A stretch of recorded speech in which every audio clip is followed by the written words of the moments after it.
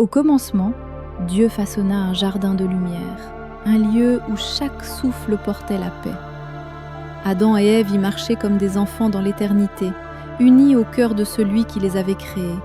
Leurs pas ne connaissaient ni peur ni ombre, seulement la joie simple d'exister devant Dieu. Alors que le monde retenait son souffle, Dieu plongea Adam dans un profond sommeil. Et de son côté, il fit naître Ève, comme une œuvre de douceur, de beauté et de lumière.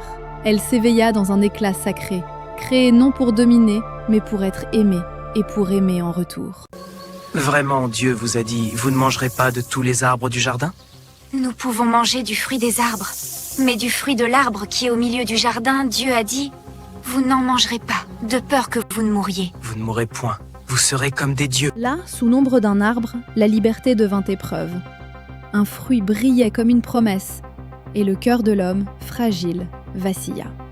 Dans ce geste, l'innocence du monde trembla, comme une lumière qu'un souffle fait vaciller. Où es-tu? J'ai entendu ta voix dans le jardin. J'ai eu peur parce que je suis nu, et je me suis caché. Qui t'a dit que tu étais nu? Aurais-tu mangé du fruit de l'arbre que je t'avais interdit? La femme que tu as mise auprès de moi m'en a donné, et j'en ai mangé. Qu'as-tu fait là? Le serpent m'a trompé. Parce que tu as fait cela, tu seras maudit.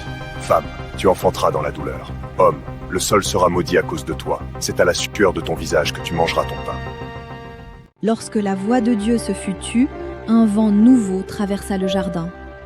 Adam et Ève avancèrent vers l'inconnu, le cœur lourd, mais la main dans la main. Ils laissaient derrière eux le paradis, mais devant eux commençait l'histoire de toute l'humanité.